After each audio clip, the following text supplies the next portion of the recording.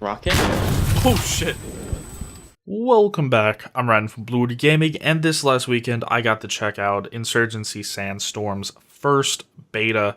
To get into it, all you had to do was pre-order the game, and if you happen to miss this last one, then they will be having a new one starting on the 30th of August, going up until the game's release on the 18th of September.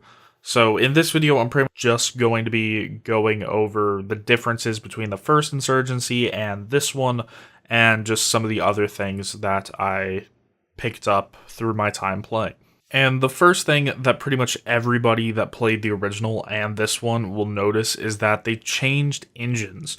The first Insurgency was actually in the Source engine, which made it feel kind of dated, and if you go back and play it now, you can definitely feel that it's a bit old in today's standards, but this one uses Unreal Engine 4, and so it feels really nice.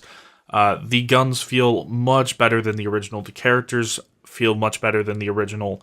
Just everything about it is made better by switching to a more updated engine. It wasn't all smooth sailing, though. Many people were reporting loss of frames, hitching in the actual gameplay. Certain things just wouldn't load. There'd be different audio issues and just a myriad of issues that they have said that they're working on, and that is their main focus before the next beta starts.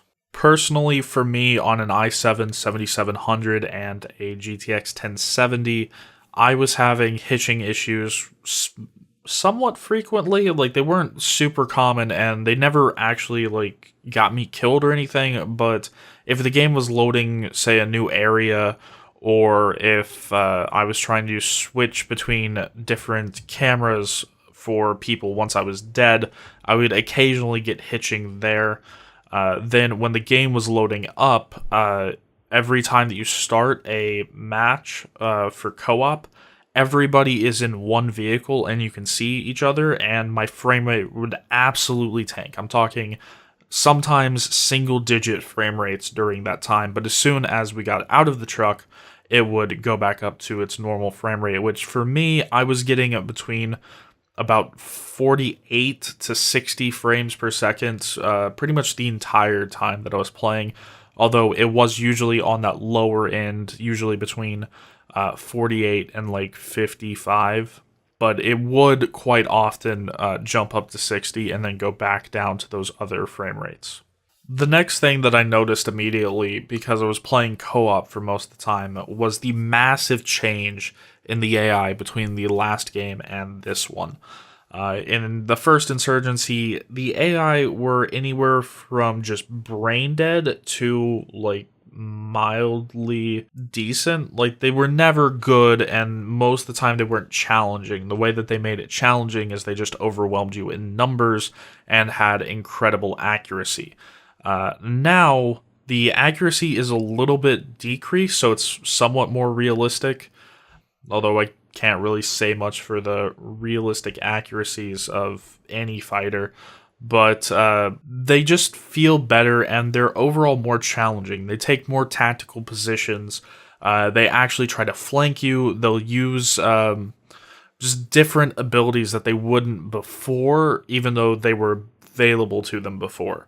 Like, in the first game, you would occasionally see him throw a grenade, but in this game, if you're behind cover and you're staying behind cover, they will try to drag you out of that cover by tossing a grenade behind it or calling in an airstrike or something like that, which actually I'll talk about that next here in a minute. But they are just overall better, even though their accuracy feels like it's a little bit decreased. Which, in the first game, their high accuracy led to some cheap-feeling deaths, and in this game, I don't have nearly as many cheap-feeling deaths. Like, occasionally you'll have that point where you'll just have a random bullet come and hit you and kill you, but because of the way that armor works in this game being a bit better, and with their decreased accuracy, it just makes it feel overall more fair, but also a bit more challenging.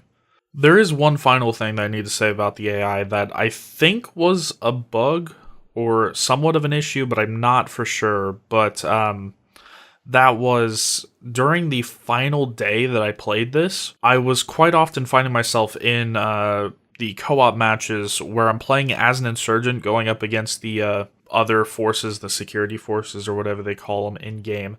But they ended up just shooting a ton of underbarrel grenades at us. Like, I'm talking within the span of like 3 to 4 minutes, we would get 25, 30, maybe even 40 underbarrel grenades shot at us, and that was a drastic departure from the way that they acted the rest of the days that I played, but it was pretty consistent this final day that pretty much every co-op match that I went into, the enemies were just lobbing grenades at everybody that was playing. It wasn't just me, and people that weren't even playing with me, some of them were running into this issue as well, so I wonder what was going on there. And now that I've talked about the AI, I'll go back and talk about what I alluded to before, and that is the new classes in the game. In the last one, you had your stuff like your sniper, your demolitions, your breacher, and just basic stuff like that. In this one, they added 3 new classes, the first one of which is your advisor, and they're pretty much a just standard rifleman, but they can use more exotic weapons. And some of the exotic weapons that they can use is like the Mark 14 EBR, which is a designated marksman rifle. You've probably seen it in some other games. They also have the MK18 Mod 1, which is pretty much a SCAR lookalike, if it's not actually a SCAR. And then finally the L85A2, which you will know as the standard issue bullpup for the British military. And so those are just some extra guns that you wouldn't typically see on a character in Insurgency, and they found a way to add them in by adding in the advisor class. The next 2 actually work hand in hand because one requires the other to work, and that is the commander and the observer classes. The commander is basically your specialist from the first game, but they changed it to be the commander. This person can call in different special abilities like airstrikes or mortar strikes or different things like that on the map. But to be able to call those in, they need the observer, which is basically a radio man. The observer has to be within a certain amount of distance from the commander to be able to call things in, and both people have to be alive to actually call in stuff. And then the observer is basically just a glorified rifleman who has the ability to stay near the commander and call the stuff in. It's actually the observer himself who calls things in, so they have to work in tandem, they have to stay together, they both have to be alive, and the commander-observer combo might be the most powerful thing in the game right now, and it's just really great to see just all the different things that you can call in. The next and final thing that I'll actually talk about in this video is the PvP of Insurgency Sandstorm.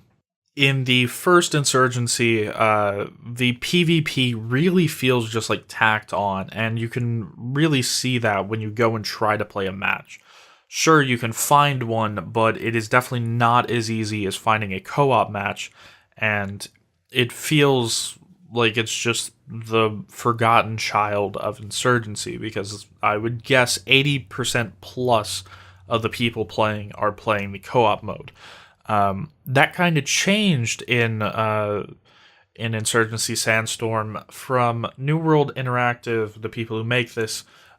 They have said that pretty much equal amounts of people played the co-op and the PvP, and I tried it out for a bit, and it definitely feels much better.